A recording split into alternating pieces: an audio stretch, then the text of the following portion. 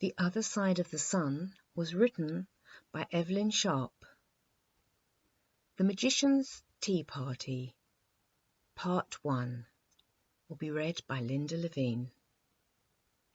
Little King Wistful slipped through the palace gates and went out into his kingdom to look for something new.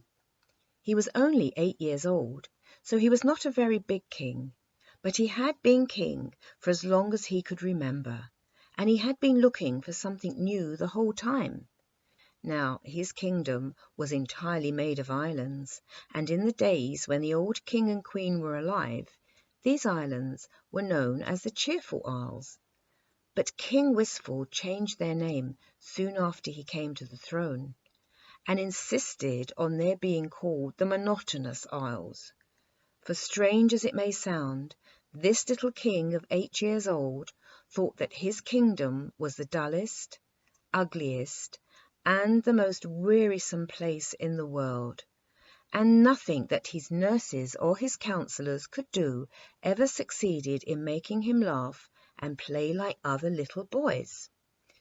"Only look at the stupid things," muttered His Majesty impatiently, as he stood and surveyed his kingdom from the top of a small grassy hill. 5 round islands in a row, always 5 round islands in a row. If only some of them were square, it would be something. At the bottom of the hill was a wood, one of those pale green baby woods, where the trees are young and slender, and nothing grows very plentifully except the bracken and the heather. And as the king stood and felt sorry for himself at the top of the hill, out from the wood at the bottom of the hill came the sound of a little girl's voice, singing a quaint little song. And this was the song. Sing song, don't be long, wistful, wistful, come and play. Sing song, it's very wrong to stay and stay and stay away. The world is much too nice a place to make you pull so long a face. It's full of people being kind, and full of flowers for you to find. There's heaps of folks for you to tease, and all the naughtiness you please. To sulk is surely a waste of time, when all those trees are yours to climb. Ting-a-ring, make haste, king, I've something really nice to say. Ting-a-ring, a proper king would not make me sing all day. King Wistful was thrilled and excited when he heard this. Was something really going to happen at last?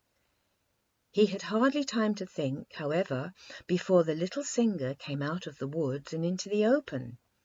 She wore a clean white pinafore, and on her head was a large white sunbonnet, and under the sunbonnet were 2 of the brightest brown eyes the king had ever seen.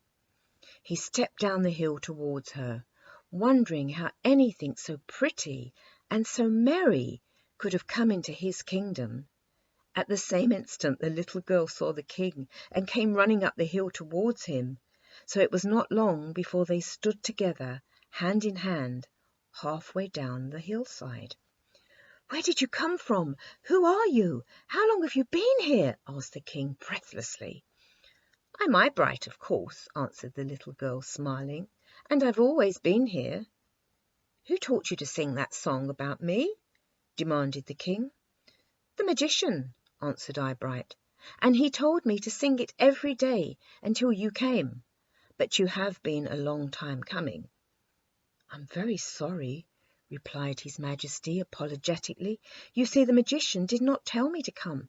In fact, I don't even know who the magician is." "Are you not the king, then?" asked Eyebright, opening her great brown eyes as wide as they would go. The little king felt it was hardly necessary to answer this, but he set his heels together, took off his crown, and made her the best bow he had learned at his dancing class, just to show beyond any doubt that he was the king. Eyebright still looked a little doubtful. "Then how is it you do not know the magician?" she asked. What's the use of being king if you do not know everybody who lives in your kingdom?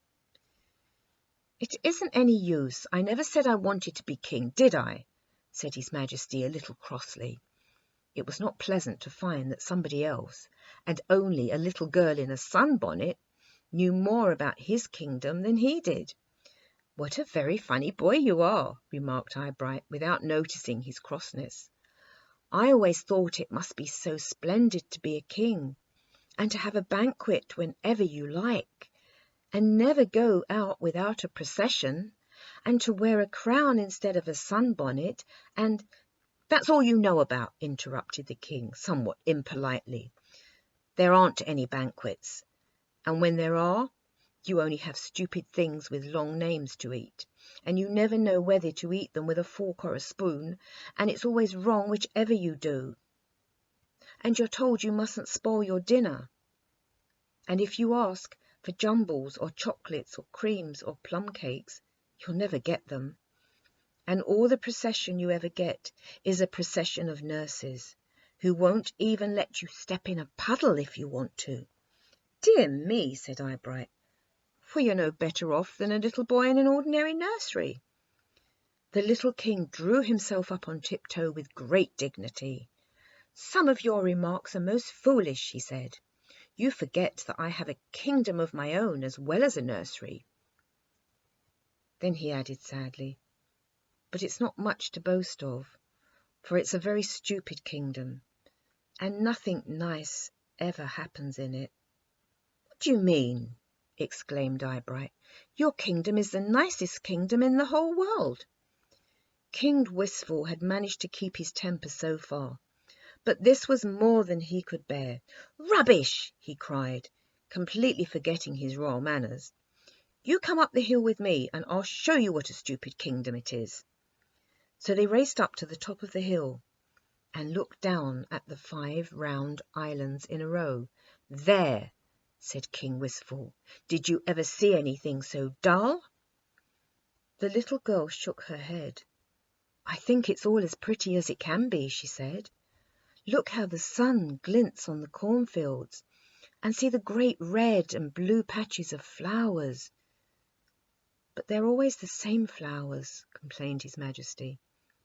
They're supposed to be the same flowers, but you know they never are, answered Eyebright. If you were to pick them— Kings never pick flowers, he replied haughtily. Perhaps that's why you know so little about them, retorted Eyebright. His Majesty began to feel he was not getting the best of this. Anyhow, he continued hastily, you must agree that the sea never changes. Oh, said Eyebright, that is because you've not learned the sea properly. It has ever so many different faces, and ever so many different voices too. The king stared. Are you a witch? He asked wonderingly. No, laughed Eyebright merrily. If I were, I would make you see things right instead of wrong. Then she suddenly scampered down the hill again. Come on, quick, she cried. We'll go and ask the magician to disenchant you. King Wistful had to run his hardest to catch up with her, for the little girl in the sunbonnet certainly knew how to put one foot in front of the other. But then a sunbonnet is not so apt to tumble off a person's head as a crown, and that makes all the difference in a running race. Where does the magician live? He panted when he finally caught up with her. In the middle island, said Eyebright. And now it is time for all little children to go to sleep. Good night.